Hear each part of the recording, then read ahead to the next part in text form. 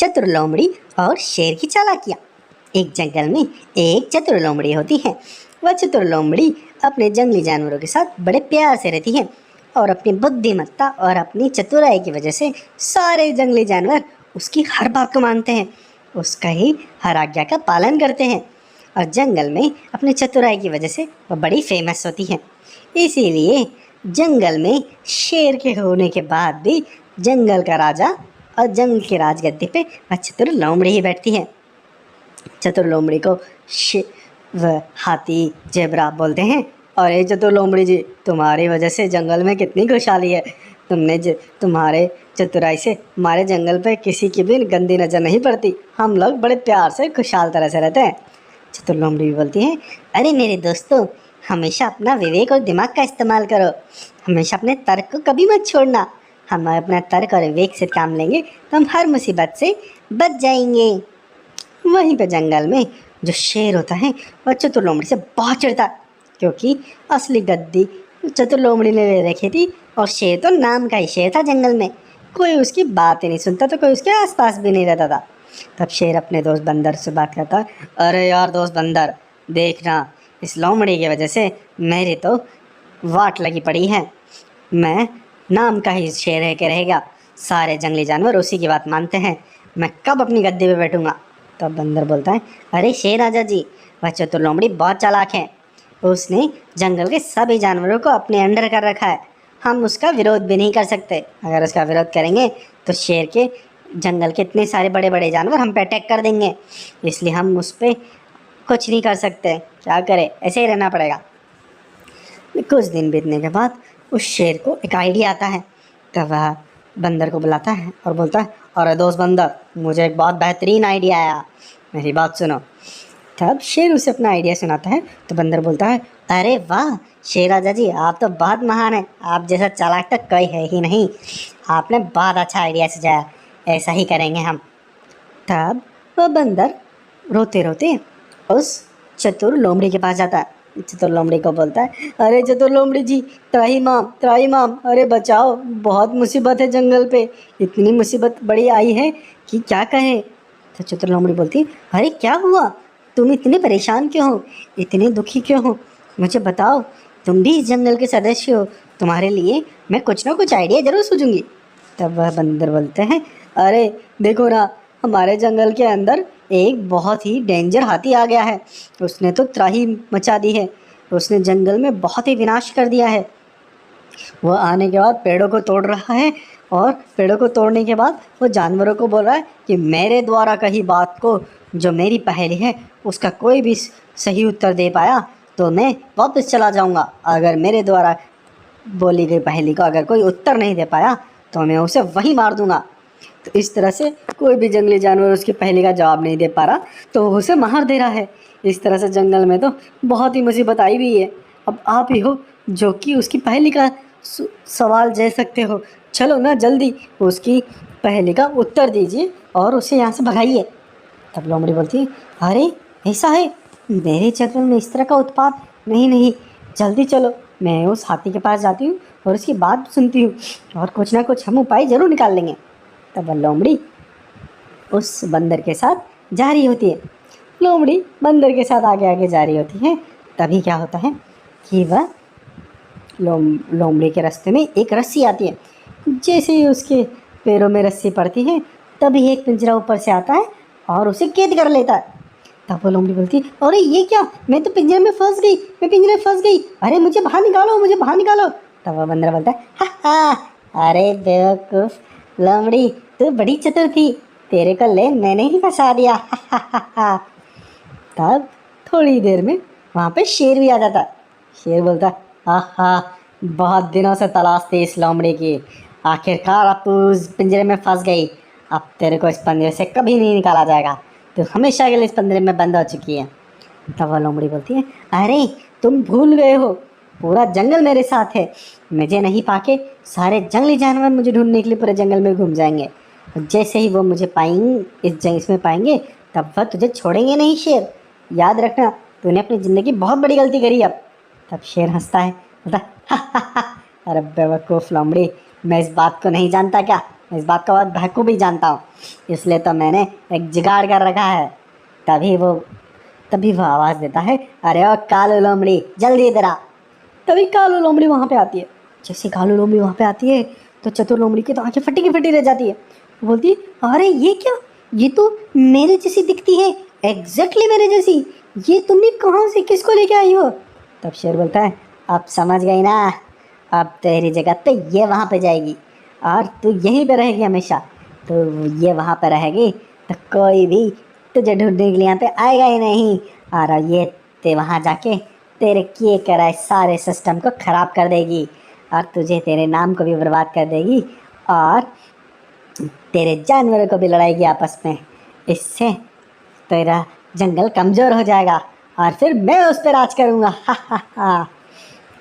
तब ऐसा बोल के वह सब लोग उसको वहीं पिंजरे में छोड़ के वह चले जाते हैं और कालू लोमड़ी जंगल में चले जाती है और सिंहासन पे जाके बैठती है और फिर वहाँ पे पक्षी को बुलाती है। पक्षी को बोलती है, अरे ओ पक्षी इधर आओ, अब जाओ तुम जंगल में जाके सभी जानवरों को अभी बुला के लेके आओ, मुझे बहुत ज़रूरी और बहुत इम्पोर्टेंट मीटिंग करनी है, जल्दी जाओ।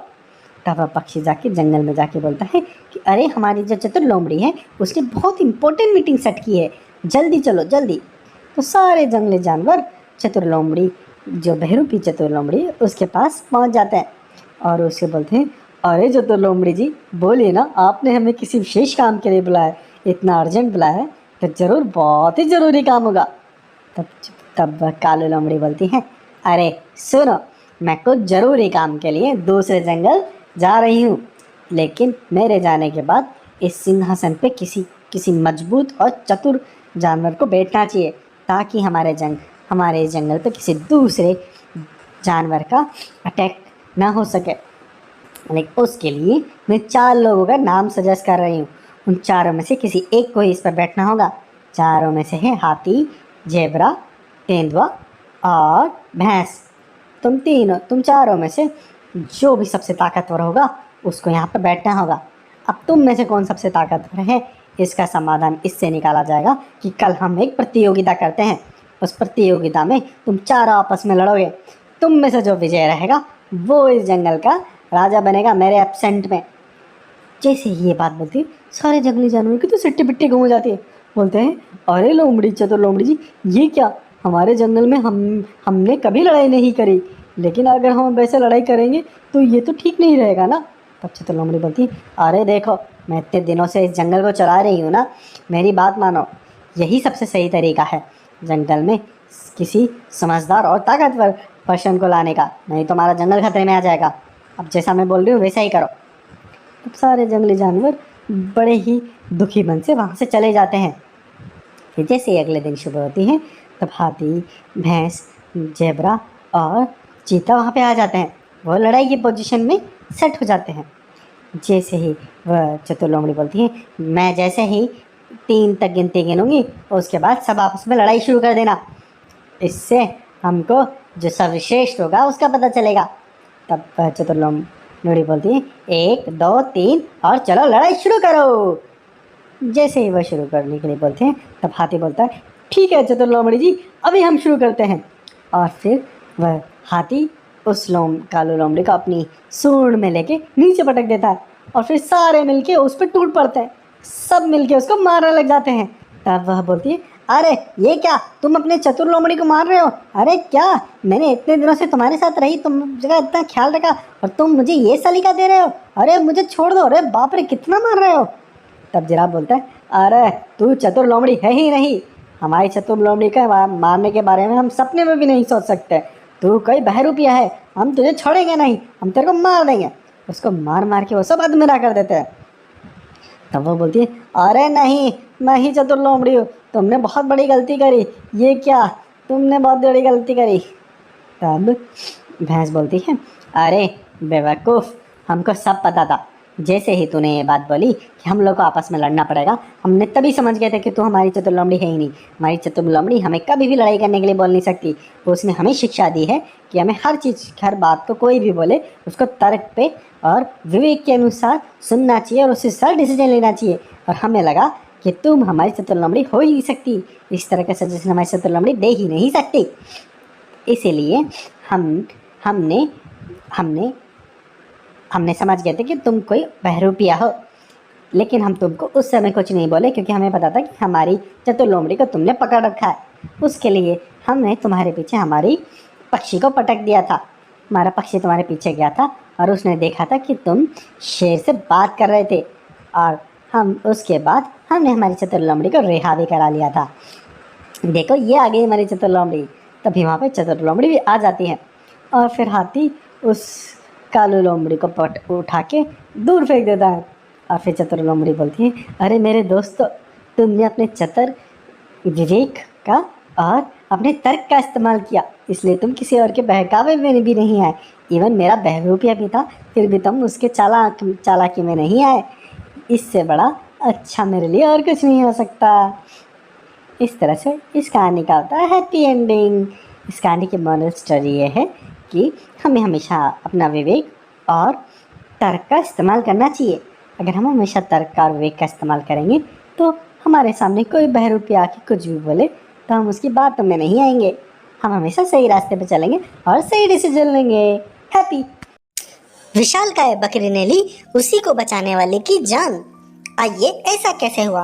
एक जंगल होता है, उस जंगल के अंदर एक बकरी बहुत ही परेशान और बहुत ही दुखी घूम रही होती है। तो वो बड़बड़ाती जाती है, बोलती है, हाय राम, मेरी बच्ची का इलाज कराना है, बहुत पैसा चाहिए, मैं कहाँ से लूँ ये पैसा, मुझे तो पैसा मिल ही नहीं रहा, किसी के पास जाऊँ, मेरे पास तो पैसे ही नहीं है।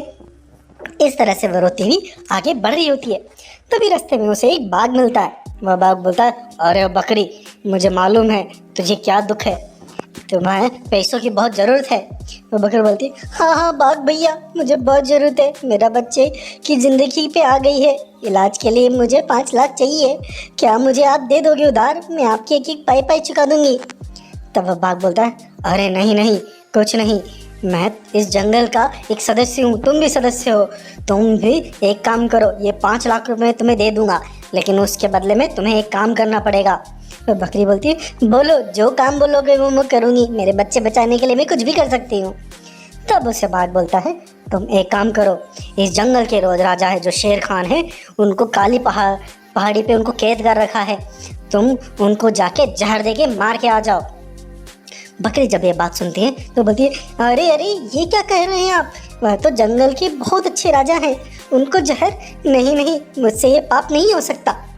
तब उसे वह बाघ अपने साथ ले जाता है जंगल के अंदर और बोलता है, देखो, यही जंगल हमारे राजा का सिंहासन था, आज यहाँ पे कोई नहीं है और जंगल का कोई जानवर इस राजा की अब कोई सम्मान नहीं करता। क्यों नहीं करता? क्योंकि उसके कर्म ही ऐसे थे, वह दिखाता कुछ और था, करता कुछ और था। उसने लोगों के बच्चों को किडनैप करता था, इसलिए उसको काली घाटी पे कैद कर दिया गया है। तुम ये काम करके जंगल का भलाई करोगे, तुम्हें जंगल के सारे जानवर शाबाशी देंगे। जब बकरी जब ये बात सुनती है तो उसे लगता है कि अच्छा ऐसा है, तुम्हें करने के लिए तैयार हूँ। तब वह बाघ उसे 5 लाख रुपए दे देता है और जहर का एक कटोरा भी दे देता है। बकरी पहले तो अपने बच्चे के इलाज के लिए पैसा जमा करती है और उसका इलाज शुरू करवा देती है। और वहीं पे काली पहाड़ी पे वो जो शेर खान होता है वह कैद होता है। आइए, क्या हुआ? शेर खान कैद कैसे हुआ? जंगल में शेर खान अपने अच्छे कामों के लिए बहुत फेमस होता है। वह हर जानवर की पूरी रक्षा करता है। एक बार जब एक गाय बहुत बूढ़ी हो चुकी होती है, उसके पास खाना नहीं होता, तो वह उसके पास खूब सारा खाना लेके पहुंचता है और उससे बोलता है, अरे गाय माता जी, ये लीजिए, महीने भर का खाना है आपके लिए, आप चिंता मत करिएगा, अगले महीने में फिर से आऊँगा, फिर से 1 महीने का खाना दे जाऊँगा। तब गाय बोलती है, अरे शेर राजा जी, आप कितने अच्छे हैं, आप राजा होते हुए भी सभी जानवरों का कितना ख्याल रखते हैं, आपने मेरे लिए इतना ध्यान रखा, आपको बहुत बहुत धन्यवाद। इस तरह से शेर खान जंगल में हर जानवर की रक्षा भी करता है और उसका पूरा ख्याल भी रखता है। इस वजह से जंगल में सारे जानवर अपने शेर राजा शेर खान की बहुत मान सम्मान करते हैं। वहीं पे दूसरी तरफ जो बाघ होता है वह हमेशा दुष्ट और कपटी होता है। उसकी नज़र हमेशा सिंहासन पे रहती है, लेकिन उसके कर्म भी अलग तरह के रहते हैं। वह क्या करता है, जानवरों के जो बच्चे होते हैं उन्हें अगवा कर लेते हैं और उनको अगवा करके उनके पिता से पैसे मांगता है। वो हमेशा अमीर बच्चों को कैद पकड़ के रखता है। एक बार वो भालू के बच्चे को पकड़ के ले जाता है और भालू को फ़ोन पे बोलता है, अरे ओ भालू, जो पहाड़ी है उसके नीचे 10 लाख रुपए छोड़ जा और अपना बेचा ले जा, नहीं तो तेरे बच्चे को मार देंगे।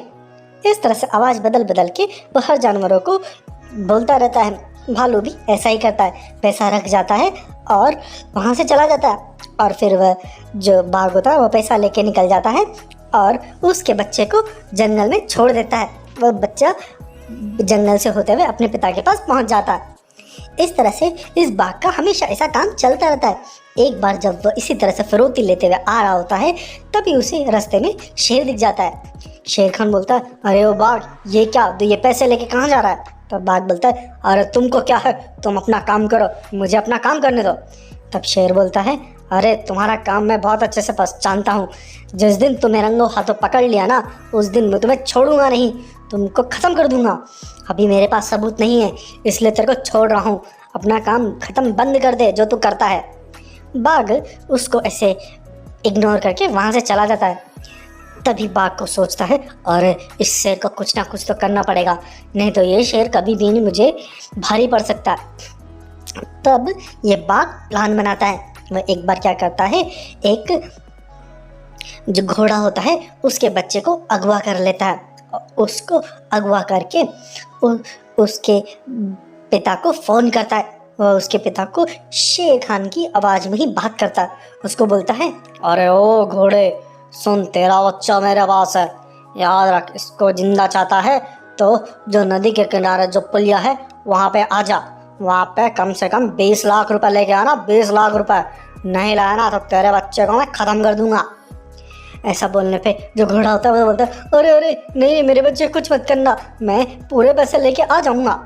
उसके बाद वह जो बाघ क्या करता है, उसके बच्चे को पिंजरे में कैद करके उस पुलिया के किनारे पे रख देता है और जंगल में चला जाता है। जंगल में जाने के बाद वह सभी जानवरों को बोलता है, अरे सभी जानवरों सुनो, तुमने सुना है जो नदी के किनारे जो पुलिया है वो पूरी बन गई है, वो एकदम तैयार हो गई है। चलो चलो वहाँ पर नदी का पानी पीता है, बहुत मीठा है। सारे जंगली जानवर बहुत दिनों से उस नदी के पुल के बनने का इंतजार कर रहे थे। सब लोग बड़े उत्साही होते हैं। सब लोग बोलते, अरे अच्छा, हमारे राजा ने उस पुल को बना दिया, हमारे राजा कितना अच्छा है, वो हर काम को कितने निष्ठावान से करते हैं। चलो चलो सब लोग चलो पुलिया के पास चलते हैं और वहाँ पे बढ़िया से मज़े करेंगे। तब सब लोग बाघ के साथ पुलिया के पास चले जाते हैं। जैसे ही वो पुलिया के पास पहुँचते तभी पुलिया के पास वह जो घोड़ा होता है पैसे लेके वहीं पे आता है। तब बाघ उसे बोलता, अरे घोड़ा जी, क्या हुआ, तुम इतने दुखी क्यों हो, और ये क्या, इतने सारे पैसे लेके कहाँ जा रहे हो? तब घोड़ा बोलता है, अरे मैं क्या बताऊँ, ये जो शेर खान है ना, इसने मेरे बच्चे को अगवा कर रखा है। उसने 20 लाख की फिरौती मांगी है, मैं वो पैसे दे के मैं अपने बच्चे को छुड़ाने आया हूँ। तब बाघ बोलता है, अच्छा ऐसा करते हैं हमारे राजा, अरे वो देखो, कहीं वो तो नहीं है तुम्हारा बच्चा। तब वो घोड़े को उसका बच्चा दिखा देता है, फटाक से अपने बच्चे को लेके आ जाता है। बोलते, हाँ हाँ मेरा बच्चा यही है। तभी जो शेर खान होता है वह जंगल में देखता है, अरे जंगल में इतना सुनसान क्यों है, सब लोग कहाँ गए? तब वहाँ पे जो बाघ का एक साथी होता है, वह जो खरगोश होता है बाघ का साथी, वो बोलता है, अरे शेर खान जी, सारे जंगली जानवर वो जो पुलिया है ना वहाँ पे गए हैं पानी पीने, आप भी चले जाइए। तो शेर खान बोलता है, अरे ये क्या, वो पुलिया अभी पूरी तरह से बनी नहीं है अच्छे से, सब लोग पानी में गिर जाएंगे, मैं जल्दी से जाता हूँ। तब शेर खान भागा भागा वहाँ पे जाता है। जैसे वो वहाँ पहुँचता है तब बाघ बोलता है, देखो देखो, ये शेर खान आ गया फिरौती के पैसा लेने, आज इसे रंगों हाथों हम सब ने पकड़ लिया है। शेर खान के वहाँ पे आने के बाद सारे जंगली जानवर बड़े दुखी हो जाते हैं। वो बोलते, हमने सपने में भी नहीं सोचा था हमारे शेर राजा ऐसा काम करेंगे, बहुत गलत। शेर खान के वहाँ पे आते ही शेर खान को कुछ बोलता समझता उससे पहले ही बाघ उस पर अटैक करके उसे बेहोश कर देता है और उसके बाद जंगल में ले जाता है। जंगल में सभी जानवरों के सामने बोलता है कि इस बाघ को अब हम 2 दिन का समय देते हैं। अगर ये शेर खान अगर 2 दिन के अंदर अपने आप को बेकसूर साबित कर पाया तो हम इसे छोड़ देंगे, नहीं तो इसको जान से मार देंगे। उसके बाद सभी जानवर लोग बोलते हैं, हाँ हाँ बाघ भैया, इसको जान से मार देना, ये बच्चों को इस तरह से अगवा करता है, ये बहुत गलत किया इसने, इसे तो एक काम करिए, काली पहाड़ी पे बांध दीजिए, वह जेल बहुत सही रहेगी इसके लिए। उसके बाद बाघ उसे काली पहाड़ी पे शेर खान को बांध देता है। इस तरह से आज की कहानी पे आते हैं, जब वह बकरी उसको जहर का कटोरा लेके शेर खान के पास जा रही होती है। उस बकरी की जाने से पहले ही वहाँ पे जो जंगल के और दूसरे जानवर होते हैं जिनको शेर खान पे पूरा भरोसा आता है, वह शेर खान के पास चुपते छिपाते पहुँचते हैं। वहाँ पे शेर खान को बोलते हैं, अरे शेर राजा जी, हमको पता है ये सब इस बाघ का किया धरा है, आप ऐसा बिल्कुल नहीं कर सकते, उसने ज़रूर आपको फंसाने के लिए बहुत प्लान बनाए थे। अब हम एक काम करते हैं, आपको यहाँ से आज़ाद करते हैं, आप जल्दी से यहाँ से निकल जाइए, पता नहीं वो क्या करे आपके साथ। तब वहाँ पे जो गोरिल्ला होता है वो अपनी ताकत से पिंजरे को तोड़ देता है और शेर खान को वहाँ से आज़ाद कर देता है। शेर खान वहाँ से चला जाता है और बाकी वह जानवर भी वहाँ से चुपके से निकल जाते हैं। तभी वह बाघ के जो 2 सिपाही होते हैं वहाँ पे आते, दूसरे शेर को उस पिंजरे में बंद करके चले जाते हैं। उसके बाद जब वह बकरी वहाँ पे आती है तो वह क्या देखती है कि अंदर एक शेर है, उसे लगता है कि वही शेर खान है। तब वह उसे एक कटोर जो जहर का कटोरा रहता है वह दे देती है और बोलती है, अरे शेर राजा जी, आप बहुत भूखे हो गए, चलिए ये कटोरा बहुत स्वादिष्ट है, आप इसे खा लीजिए। उसके बाद वह जो दूसरा शेर होता है उस कटोरे में पड़े हुए खाने को खा लेता है। उसको खाने के बाद तो वो वहीं पे ही मर जाता है। उसके बाद बकरी वहाँ से चली जाती है।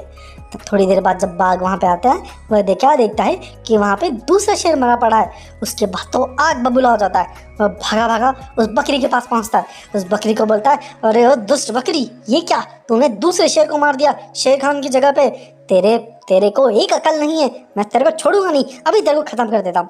उसके बाद वह बाघ उस बकरी को वहीं पे मार के ख़त्म कर देता है। लेकिन इस चीज़ को उस बकरी का जो बच्चा होता है वह देख लेता है। उसको शेर बाघ की ये हरकत देख के बहुत दुख होता है और वो प्रण लेता है कि इस बाघ को तो मैं छोड़ूंगा नहीं, और फिर वहाँ से चला जाता है। जब वह रास्ते में आगे जा रहा होता है तभी रास्ते में उसे एक शेर मिलता है। वह शेर और कोई नहीं, शेर खान होता है। शेर खान उस बकरी के बच्चे को बोलता है, अरे बेटा क्या हुआ, तुम इतना क्यों रो रहे हो। तब वह बकरी का बच्चा बोलता है, अरे मैं क्या बताऊँ, वह जंगल में जो बाघ है ना, उसने मेरी बच्ची को, मेरे माँ को मार दिया। उसने क्या ना, मेरी माँ को जहर का प्याला दिया था। और जो बच्चों को चोरी करता है ना एक शेर खान, उसको खिला के मारने के लिए, लेकिन मेरी माँ ने शायद किसी दूसरे शेर को दे दिया। उसके गुस्से में उस बाघ ने मेरी माँ को मार दिया, लेकिन मैं उस बाघ को नहीं छोड़ूंगी, मैं उसको मार दूंगी। उसके बाद वह जो शेर खान होता है वो बोलता है, बच्चा तुम चिंता मत करो, लेकिन तुम्हें सच्चाई पूरी पता नहीं है, सच्चाई पूरी मैं बताता हूँ। वो जो शेर खान है वो कोई और नहीं, मैं हूँ, और बच्चों को जो अगवा करता है मैं नहीं, वो बाघ करता है। उसी ने ही ये सारा षड्यंत्र रचा है।